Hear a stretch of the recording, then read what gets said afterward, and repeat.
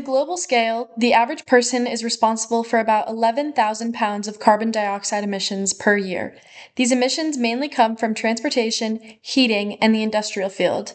In the US, the number triples, reaching about 33,000 pounds of CO2 per person annually. This number is one of the highest in the world. To grasp the different energy sources and how much they contribute to the climate crisis, we have to look at how much CO2 emissions each energy source produces per gigawatt hour of electricity generated. According to our World in Data Information published in 2023, we can see that coal emits about 2.1 million pounds of CO2 gases, oil produces about 1.5 million pounds of CO2, natural gases produces 970,000, while nuclear energy produces a measly 13,000 pounds. Nuclear energy emissions are 160 times lower than coal. Even when accounting for the construction, mining, and waste management over its life cycle. To get it into perspective, if a coal plant releases the amount of CO2 equivalent to what 150 people emit in a year to generate 1 gigawatt hour of power, a nuclear power plant would need the emissions of the entire city of Delphi, Greece, to match the same energy output. That is how massive the efficiency gap is. You must be wondering how this is possible. The reason is because nuclear energy is so energy dense, meaning a large amount of energy can be released from a small amount of fuel. According to Dr. Andrzej G. Chmielewski, a researcher who worked for the International Atomic Energy Agency, a person who has authored hundreds of papers on nuclear energy, claimed that with 1 gram of uranium, which is about a quarter of a teaspoon of sugar, can generate the same amount of energy that 3,300 pounds of coal can produce. This is roughly the weight of a female hippopotamus. The amount of energy density means that less mining and transportation of these materials are needed, which will leave a drastically smaller carbon footprint left behind. All of this to generate less emissions throughout the whole process. Switching from fossil fuels to nuclear energy will drastically reduce the global emissions while also meeting the need of energy that keeps growing by day. Fossil fuels do not just emit CO2. Their entire life cycle, from the extraction to the consumption, causes an immense amount of damage to the environment. Coal mining and oil drilling devastate local ecosystems, strip trees, pollute the water, and leave long-term problems to the land. And when considering techniques like fracking, the problem gets even worse. Fracking, or hydraulic fracking, extract oils and gases from deep underground by injecting high-pressure water. Each fracking well uses millions of gallons of water. Studies show that on average about 2.4 million gallons of water is used per well, while only 15 to 35% of water used will get recovered. The rest of this water will remain underground, which is highly corrosive and toxic to the environment. This type of water is referred to as flowback. This water does not only affect the groundwater, but also the surface water.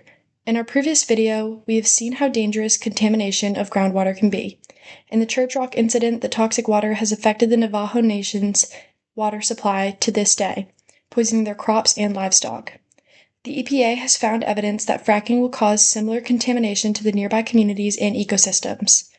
It has been shown that regions affected by fracking see a reduction of stream flows and the decline of aquatic life.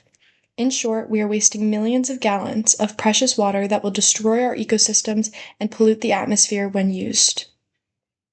You must be wondering, what about uranium mining? Isn't that just as bad?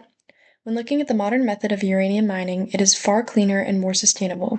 This technique is called in situ recovery, or ISR, which does not need digging or blasting rocks at all. Instead, it pumps a chemical solution to specifically dissolve the ore called lixiviant, which is a chemical used in our pharmaceutical and agricultural industry. Modern ISR operations will recover over 90% of solution used.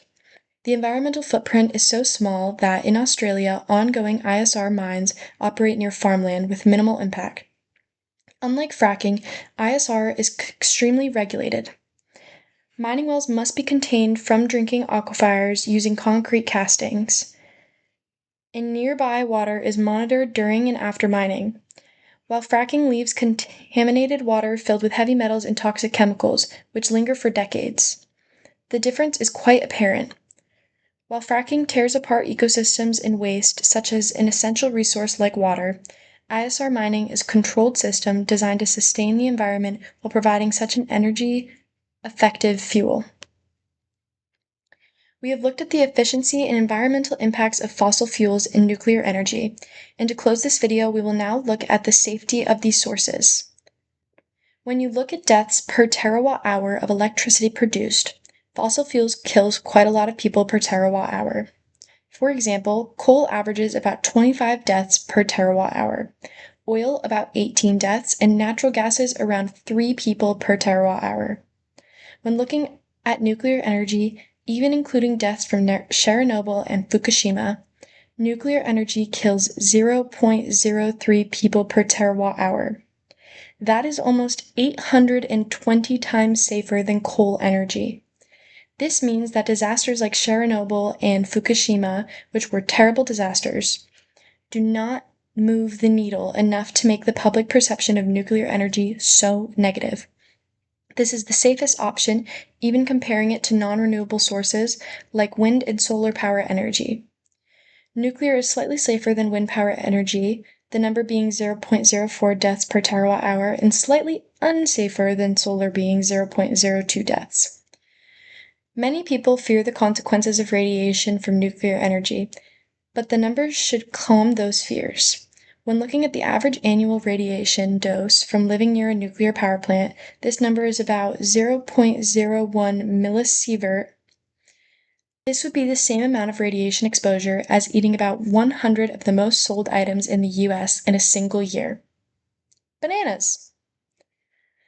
Not to mention the average annual background radiation that a person might get from either the sun, cosmic rays, or even soil is about 2 to 3 MSV. When looking at the lowest dose of radiation linked to cancer, it is around 100 MSV. This being in a short period of time, not over years of exposure.